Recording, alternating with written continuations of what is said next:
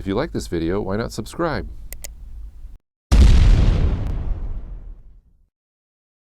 All right, we have $10 to spend. Let's spend it. If you recall a couple episodes back, I was looking for some kind of wrist communicator prop for my thesis film, and I came across this one, which I ended up not really liking all that much. It's kind of big, kind of bulky.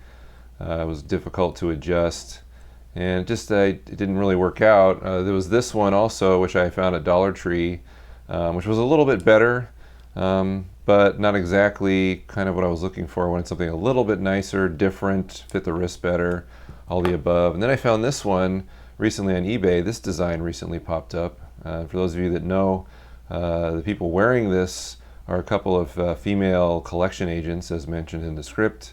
It's a near future science fiction action story, and they wear these wrist communication devices. Now this is a watch that's very similar to this in the software. If you notice, when I push the button on the side, it does a cool little animation, and there's the time. Yes, that's when I'm shooting this right now.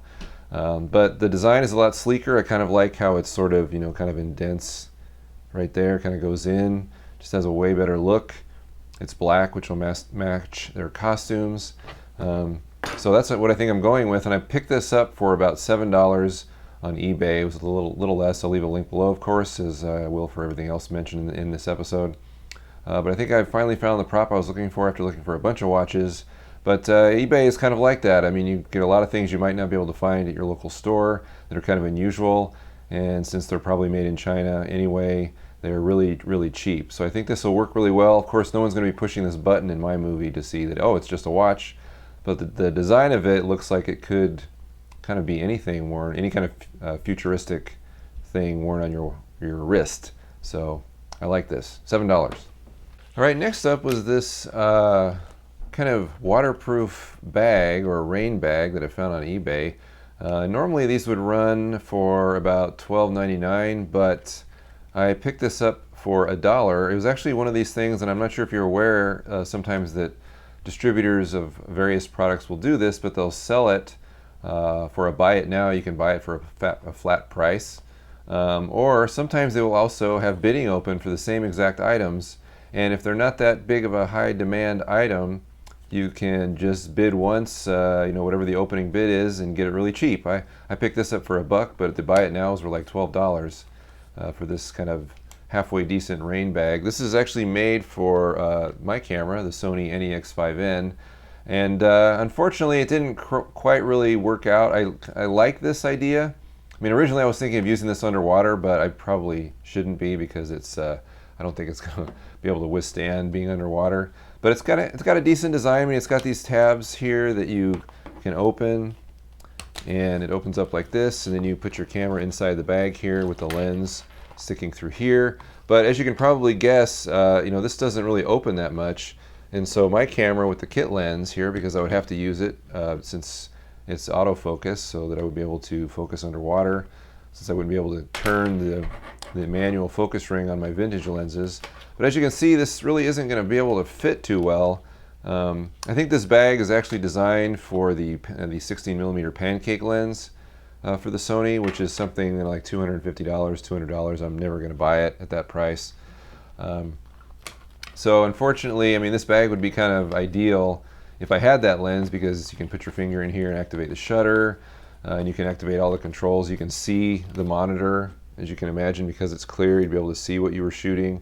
I think there is actually another version that has a longer lens port here, but I don't have that one. But what I want to convey is that even though I got this for $1, and yes, it didn't work out for me, but the idea is that there is stuff on eBay that you may be interested in, that there is not only a buy it now option, so you can get it immediately, but there might be a bidding option, because manufacturers will sometimes put their items up for bid and you can get them for lower prices. Which I'm not sure. If you're not aware of that, be aware of it, because it's not just used items that are on eBay for sale or up for bidding, but also new items, such as this rain bag, which almost worked for me. Maybe it'll work for you. Okay, so finally we have this little teeny weeny spring clamp. I picked this up for $1 at a local grocery store. You can find them in hardware stores or drug stores. They're not that uncommon here in the United States anyway. And they are basically just good ways to clamp things to other things. This is kind of a size comparison for a C47 or clothespin, more commonly called. And the nice thing about a C47 is, of course, it's made out of wood, so it doesn't burn or melt. Well, it might burn a little bit if on a hot light. But these also can come in handy. Notice they are shorter, so they might be better in a more cramped space if you need that. They're also made out of metal, so they might be a little more durable. These are insulated a teeny weeny bit, although if you were clamping these to a hot light, I'm guessing that this insulation would probably melt. But these are kind of handy to have around, I think, because of their size. One thing I wanted to kind of try them out on was the Frugal focus. This is the focus ring that I have that I would use when putting on a lens, just giving greater access to the focus ring on your lens. If you haven't seen that video, check the link below or the annotation that'll pop up here if you're curious about this. Not that expensive. But one thing about these tiny spring clamps is that they sort of have the little metal lip here so that you could clamp them onto the side of the ring. If you recall, using a C47 on the Frugal focus here, it would bite in kind of nicely to the ring so that you could turn it effectively. This would hold fairly well. But if you wanted to do kind of a focus mark this way, it's not super stable. But these, actually, because of that little lip that's built into them, they kind of slide right into the teeth here on the focus ring, and so makes for a really solid connection. So if you're using the Frugal focus or not, or using some other kind of focus ring that has a gap in it, you could clip these right to it and they'll hold really well. So this has a variety of uses. You know, throw it in your gear bag and you will probably use it for just about anything in the near future. $1, not bad.